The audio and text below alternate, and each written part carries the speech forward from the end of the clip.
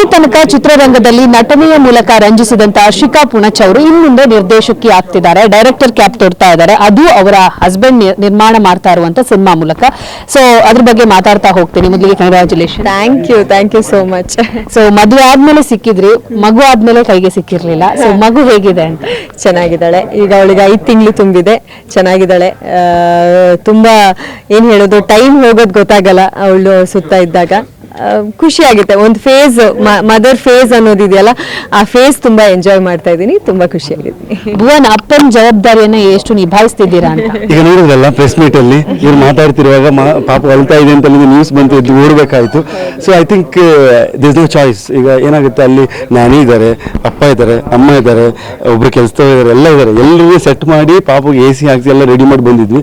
But ಅದು ಕಿರ್ಚೋದು ನಿಲ್ಸಲಿಲ್ಲ. So ಇಲ್ಲಿಂದ ಅವ್ರು ಬಂದು ಇಲ್ಲಿ ಸಿಗ್ನಲ್ ಮಾಡಿದ್ರು ಹಿಂಗೆ ಅಂತ. So I had to run, ಹೋಗಿ ನೋಡ್ಕೊಂಡು ಬಂದ್ವಿ.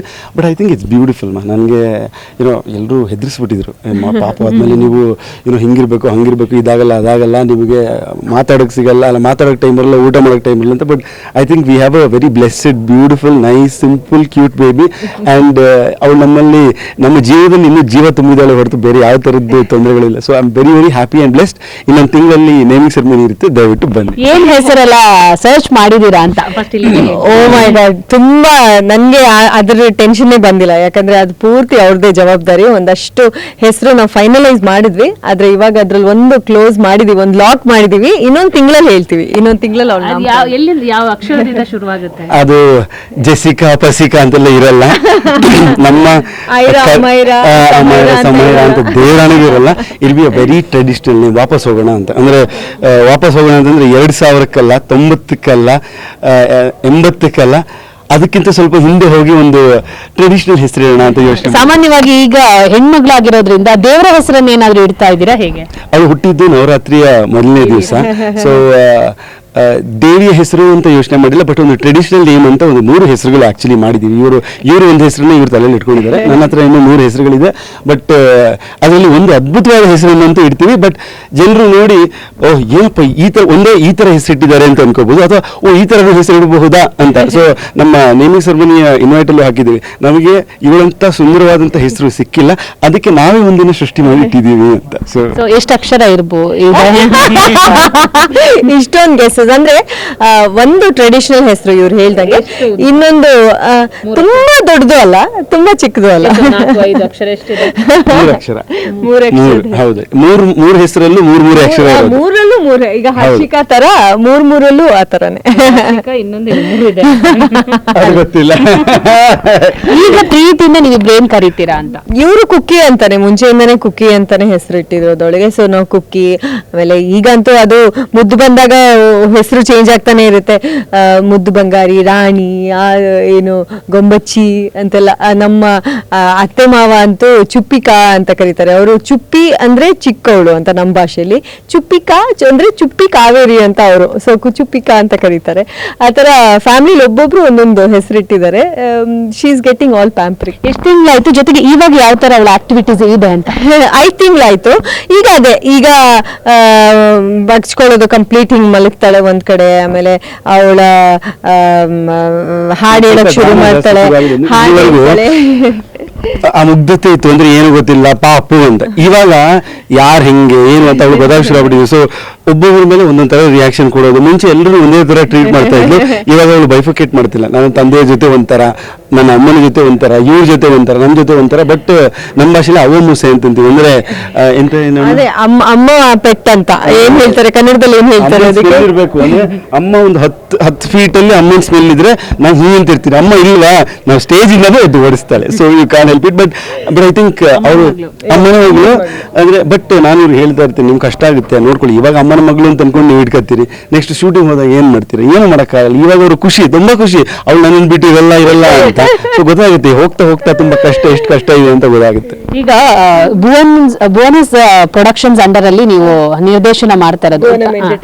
ಸೊ ಇಲ್ಲಿ ತನಕ ಹೀರೋಯಿನ್ ಆಗಿದ್ರಿ. ಸೊ ಡೈರೆಕ್ಟರ್ ಕ್ಯಾಪ್ ತೊಡೋದು ಕಷ್ಟ ಅನ್ಸ್ತಿದ್ಯಾ, ಅಥವಾ ಹೆಂಗ ಜವಾಬ್ದಾರಿ ಹೆಂಗಿದೆ ಅಂತ? ಖಂಡಿತ. ಅಂದ್ರೆ ಮಾಡದೇ ಇರುವಂತ ಒಂದು ಕೆಲಸ, ಮಾಡದೇ ಇರುವಂಥ ಒಂದು ಪೊಸಿಷನ್ಸು ಡೆಫಿನೆಟ್ಲಿ ಕಷ್ಟನೇ ನನಗೆ. ಬಟ್ ಇವರೆಲ್ಲ ಸಪೋರ್ಟ್ ಇರಬೇಕಾದ್ರೆ ನನಗೇನು ಭಯ ಇಲ್ಲ. ಭುವನ್ ಅವರು ಇದ್ದಾರೆ ಆಸ್ ಅ ಕ್ರಿಯೇಟಿವ್ ಡೈರೆಕ್ಟರ್, ಅವ್ರು ನನ್ನ ಜೊತೆ ಇದ್ದಾರೆ. ಮಧು ಅವರು ಅಷ್ಟೇ. ಎಲ್ಲ ರೀತಿಯಲ್ಲೂ ನಾವೇನು ಡಿಸ್ಕಷನ್ಸ್ ಮಾಡಿದಾಗಲೂ ಅಷ್ಟೇ, ನಮ್ಗೊಂದು ಕಾನ್ ಕಾಲ್, ನಾವು ಈ ಸಿನಿಮಾ ಬಗ್ಗೆ ಏನು ಮಾತಾಡಿದ್ರು 3 ಜನ ನಾವು ಕಾನ್ ಕಾಲ್ ತೊಗೊತೀವಿ, ಹಿಂಗೆ ಮಾಡೋಣ ಅಂತ ಹೇಳ್ಕೊಂಡು. ಸೊ ನನಗೆ ಅವ್ರ ಥರ ಒಂದು ಬ್ಯಾಕ್ ಬೋನ್ ಇರಬೇಕಾದ್ರೆ, ನನ್ನ ಗಂಡನ ಥರ ಬ್ಯಾಕ್ ಬೋನ್ ಇರಬೇಕಾದ್ರೆ I don't think I should be scared.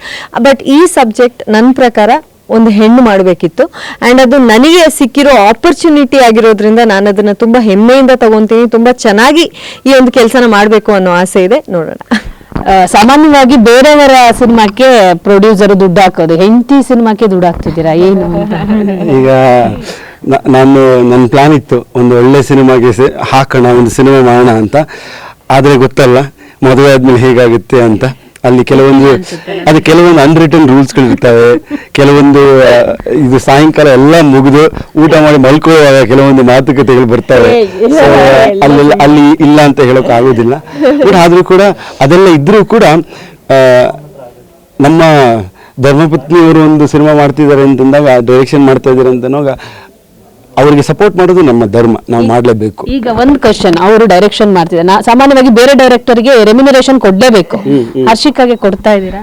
ಅವ್ರು ನನಗೆ ರೆಮ್ಯುನರೇಷನ್ ಕೊಡ್ಬೇಕು. ಯಾಕೆ ಅಂತಂದ್ರೆ ಪ್ರೊಡ್ಯೂಸರ್ ನಾನು ಮಧು ಅವರು ಪ್ರೊಡಕ್ಷನ್ ಜೊತೆ ಕ್ರಿಯೇಟಿವ್ ಡೈರೆಕ್ಟರ್ ಅನ್ನೋ ಒಂದು ಟ್ಯಾಗ್ ಕೊಟ್ಬಿಟ್ಟು, ಆ ಟ್ಯಾಗ್ ಇಂದಲೇ ನಮ್ಮ ಕೈಲಿ ಕೆಲಸ ಮಾಡಿಸ್ತಾ ಇದ್ದಾರೆ. ಸೊ ಪೇಮೆಂಟ್ ಅವ್ರು ನನಗೆ ಕೊಡ್ಬೇಕು, ನಾನು ಅವ್ರು ಕೊಡೋ ಯಾವ ಇದು ಆತರ ಸಂದರ್ಭ ಬರಲ್ಲ ಅಂತ ನಾನು ಅನ್ಕೋತೀನಿ. ಕೇಳಿದ್ದೀರಾ ಏನು ಪೇಮೆಂಟ್? ಇನ್ನು ಆ ಮಾತುಕತೆಗೆ ಇನ್ನು ಹೋಗಿಲ್ಲ, ಅಂದ್ರೆ ಇನ್ನು ಆಗಿಲ್ಲ ಇನ್ನು ಸ್ಟಾರ್ಟಿಂಗ್ ಸ್ಟೇಜ್ ಅದು ಹೋಗ್ತಾ ಇರುತ್ತೆ ಪೇಮೆಂಟ್. ಸೊ ಇದಕ್ಕೆ ಡೈರೆಕ್ಟರ್ ಅಂದ್ರೆ ಒಂದಿಷ್ಟು ಜವಾಬ್ದಾರಿ. ಒಂದು ಸಿನಿಮಾ ನಿಂತಿರೋದು ಡೈರೆಕ್ಟರ್ ಇಂದ, ಕತೆ ಚೆನ್ನಾಗಿದ್ರೇನೆ ಪ್ರೇಕ್ಷಕರು ಬರೋದು. ನಿಮ್ಮ ರಿಸರ್ಚ್, ನಿಮ್ಮ ಸ್ಟಡೀಸು ಎಷ್ಟು ಬೇಕಾಗಿತ್ತು ಈ ಸಿನಿಮಾಕ್ಕೆ? ಜೊತೆಗೆ ಡೈರೆಕ್ಟರ್ ಕ್ಯಾಪ್ ತೊಡೋದು ಇದೊಂದು ಸ್ವಲ್ಪ ಹೆಂಗಿರುತ್ತೆ ಅಂದ್ರೆ ಸೆನ್ಸಿಬಲ್ ಸಿನಿಮಾ ಸಬ್ಜೆಕ್ಟ್ ಕೂಡ. ಸೊ ಇದನ್ನ ನಿಭಾಯಿಸೋದು ಒಂದ್ ಸ್ವಲ್ಪ ಕಷ್ಟ ಅನ್ಸುತ್ತೆ. ಸೊ ಈ ಸಿನಿಮಾಕ್ಕೆ ತಯಾರಿ ಹೆಂಗಿದೆ ಅಂತ? ಖಂಡಿತ ನಾನು ಹೇಳಿದ್ನಲ್ಲ, ಈ ಒಂದು ಸಬ್ಜೆಕ್ಟ್ ಅಂತ ಹೇಳಿದ ತಕ್ಷಣನೇ ಎಲ್ಲೋ ಒಂದ್ ಕಡೆ ಡಿಸ್ಕಸ್ ಮಾಡ್ತಾ ಇದ್ವಿ ಮುಂಚೆಯಿಂದಾನೆ. ಈ ತರ ಆಗ್ತಿದೆಯಲ್ಲ, ಇದನ್ನ ಹೇಗ್ ನಿಲ್ಸೋದು, ಇದರದನ್ನ ನಾವ್ ಯಾವ್ದು ರೀತಿ ಆದ್ರೂ ಅದಕ್ಕೆ ಸಪೋರ್ಟ್ ಮಾಡ್ಬೋದಾ, ನಿಲ್ಲಿಸ್ಬೋದಾ ಅಂತ. ಒಂದು ಮಧುಪತ್ತರ್ ಒಂದು ಕೇಸ್ ಆಯ್ತು, ಅಲ್ಲಿಗೆ ಹೋದ್ವಿ. ಒಂದು ಮೈಸೂರಲ್ಲಿ ಒಂದು ಕೇಸ್ ಆಯ್ತು, ಅಲ್ಲಿಗೆ ಹೋದ್ವಿ. ನಾವು ಎಲ್ಲೆಲ್ಲಿ ಪ್ರಾಬ್ಲಮ್ಸ್ ಆಗ್ತಿದೆ ಅವಾಗ ನಮ್ಮ ಫೌಂಡೇಶನ್, ಭುವನಂ ಫೌಂಡೇಶನ್ ಕಡೆಯಿಂದ ನಾವು ಅಲ್ಲಿ ಹೋಗಿ ಅಲ್ಲೊಂದು ಸಹಾಯ ಮಾಡಿ, ಹುಬ್ಳಿಲಾಯ್ತು ಅಲ್ಲಿ ಹೋದ್ವಿ. ಎಲ್ಲೆಲ್ಲ ನಮ್ಮ ಕಡೆಯಿಂದ ನಮ್ಮ ಕೈಯಲ್ಲಿ ಏನಾಗುತ್ತೆ ನಾವು ಸಹಾಯ ಮಾಡ್ತಿದ್ವಿ, ಹೋಗ್ತಾ ಇದ್ವಿ, ಅವ್ರ ಫ್ಯಾಮಿಲಿಗೆ ಹೋಗ್ಬಿಟ್ಟು ಸಾಂತ್ವನ ಹೇಳ್ತಿದ್ವಿ, ಎಲ್ಲ ಮಾಡ್ತಿದ್ವಿ.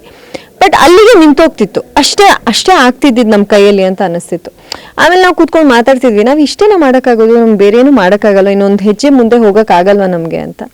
ಹಾಗೆ ಮಾತಾಡ್ಕೊಂಡು ಬಂದಾಗ ತೀರಾ ಅತಿರೇಕಕ್ಕೆ ಹೋಗ್ತಿದೆ ಇವಾಗ. ಹೆಂಗೆ ಅಂದರೆ ನಿಲ್ತಾ ಇಲ್ಲ. ಇಲ್ಲಿ ಮುಗೀತು ಆಯ್ತು, ಇಲ್ಲಿ ನ್ಯಾಯ ಇನ್ನೇನು ಸಿಗುತ್ತೆ, ಇವ್ರನ್ನೆಲ್ಲ ಜೈಲಿಗೆ ಹಾಕ್ತಾರೆ, ಇನ್ನೇನು ಸರಿ ಹೋಗುತ್ತೆ ಅಂತ ಅನ್ಕೊಳ್ಳೋದು ಮತ್ತೆ ಇನ್ನೊಂದು ಬೇರೆ ಎಲ್ಲೋ ಆಗಿರುತ್ತೆ, ದೇಶದ ಇನ್ಯಾವುದೋ ಮೂಲೆಯಲ್ಲಿ ಆಗಿರುತ್ತೆ. There is no end. ಆ ಥರ ಆಗ್ತಿದೆ. ಸೊ ಕಿಶೋರ್ ಸರ್ ಹೇಳ್ದಾಗೆ ಇದ್ರ ಬಗ್ಗೆ ನಾವು ಮಾಡ್ತಾನೆ ಇರಬೇಕು ಸಿನಿಮಾ. ನಾವು ಎಲ್ಲೋ ಒಂದು ಕಡೆ ನಾವು ಈ ಸಬ್ಜೆಕ್ಟ್ನ, ಈ ಥರದ್ದು ಒಂದು ಸಿನಿಮಾಗಳನ್ನ ಮಾಡಿ ಜನರಿಗೆ ತಲುಪಿಸ್ತಾನೆ ಇರಬೇಕು ಅಂತ ಒಂದು ಥಾಟ್ ಬಂತು. ಆವಾಗ ನಾವೆಲ್ಲ ಕೂತ್ಕೊಂಡು ಮಾತಾಡಿದಾಗ ಒಂದು ಹೆಣ್ಣಿನ ಪಾಯಿಂಟ್ ಆಫ್ ವ್ಯೂ ಅಲ್ಲಿ ಸಿನಿಮಾ ಬಂದರೆ ಹೇಗಿರುತ್ತೆ ಅಂತ ಇವರೆಲ್ಲ ಡಿಸ್ಕಸ್ ಮಾಡಿದಾಗ, ಸರಿ ನೀವು ಮಾಡಿ ಅಂದಾಗ ನಾನು ಯೋಚನೆ ಮಾಡಿದೆ, ಹೌದು, ಒಂದು ಹೆಣ್ಣಿನ ಮನಸ್ಸು ಮಿಡಿಯೋದೇ ಬೇರೆ ರೀತಿ. ಈ ಥರದ್ದು ಒಂದು ಸಿಚುವೇಶನ್ ಬಂದಾಗ ಒಂದು ಹೆಣ್ಣಾಗಿ ಇನ್ನೊಂದು ಹೆಣ್ಣು ಮಗಳು ಒಂದು ರೇಪ್ ಆಗಲಿ, ಇನ್ನೊಂದು ಅವಳ ಮೇಲೆ ಒಂದು ದೌರ್ಜನ್ಯ ಆದಾಗ ಅವಳು ಹೇಗೆ ಆ ನೋವನ್ನು ತಗೊಂಡ್ಲು, ಅವಳು ಹೇಗೆ ಆ ನೋವಿಗೆ ಕಷ್ಟಪಟ್ಲು ಅನ್ನೋದು ಒಂದು ಹೆಣ್ಣಿಗೆ ಮಾತ್ರ ಗೊತ್ತಾಗುತ್ತೆ. ಸೊ ಎಲ್ಲೋ ಒಂದು ಕಡೆ ನೀವು ಮಾಡಿ, ನಾವು ನಿಮಗೆ ಸಪೋರ್ಟ್ ಮಾಡ್ತೀವಿ, we will be there to support you ಮಾಡಿ ಅಂತ ಹೇಳಿದಾಗ, ಎಸ್ ನಾನು ಟ್ರೈ ಮಾಡ್ತೀನಿ ಅಂತ ಹೇಳಿ. ಬಟ್ ನಿಮ್ಮ ಈ ಸಬ್ಜೆಕ್ಟಿನ ಟೈಟಲ್ ಏನಿದೆ, ಎಲ್ಲೋ ಒಂದ್ ಕಡೆ ಕಾಂಟ್ರವರ್ಸಿ ಕನ್ವರ್ಟ್ ಆಗುತ್ತಾ ಅನ್ನೋ ಒಂದಿಷ್ಟು ಪ್ರಶ್ನೆಗಳು ಮೂಡುತ್ತೆ. ಯಾಕಂದ್ರೆ ಸೌಜನ್ಯ ಗುಣಧೃತ ಲಕ್ಷಣ ಅಂತ ಇದೆ, ಬಟ್ ಅದರಲ್ಲಿ ಸೌಜನ್ಯ ಅನ್ನುವಂಥದ್ದು ಮಾತ್ರ ಹೈಲೈಟ್ ಆಗ್ತಾ ಇದೆ.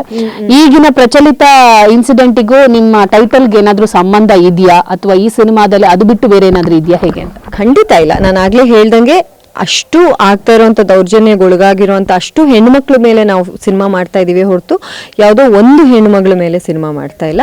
ಆ್ಯಂಡ್ ನೀವು ಕೇಳ್ದಂಗೆ ಯಾವುದೇ ಒಂದು ಇವಾಗ ಪ್ರೆಸೆಂಟ್ಲಿ ನಡೀತಾ ಇರೋ ವಿಷಯದ ಬಗ್ಗೆ ನಾವು ಮಾಡ್ತಾ ಇಲ್ಲ.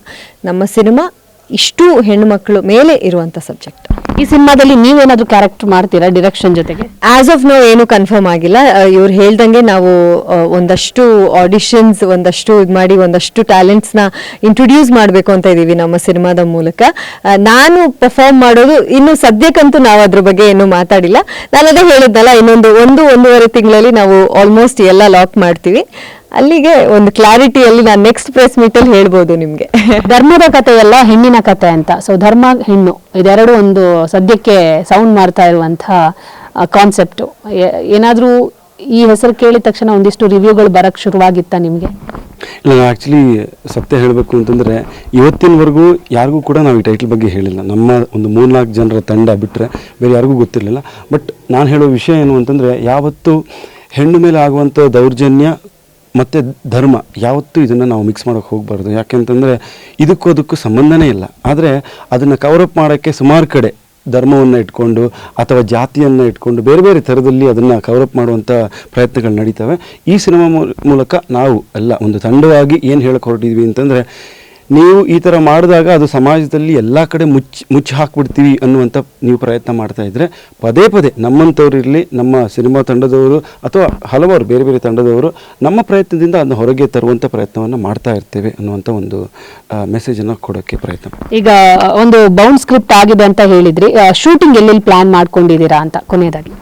ಸೊ ಈ ಸಿನಿಮಾ ನಿಮಗೆ ಆಲ್ ಓವರ್ ಇಂಡಿಯಾ ಶೂಟ್ ಇರುತ್ತೆ. ಆ್ಯಕ್ಚುಲಿ ಇದರಲ್ಲಿ ನಿಮಗೆ ಹಲವಾರು ಪಾತ್ರಗಳ ಇನ್ವಾಲ್ವ್ಮೆಂಟ್ ಇರುತ್ತೆ. Since we have triple screen play ಅಂತ ನಾನು ನಿಮಗೆ ಹೇಳಿದ್ದಕ್ಕೆ 3 ಕಥೆಗಳು ಒಟ್ಟಿಗೆ ಹೋಗಿ ಕಂಜಾಯ್ನ್ ಆಗಿ ಕೊನೆಗೆ ಒಂದು ಮೆಸೇಜನ್ನು ಕೊಡುವಂಥದ್ದು. ಸೊ ಆ ಥರದಲ್ಲಿ ಒಂದು ಮೆಸೇಜನ್ನು ಕೊಡುವಂಥದ್ದು. ಸೊ ಈ ಭಾರತದಾದ್ಯಂತ ಶೂಟಿಂಗ್ ಇರುತ್ತೆ.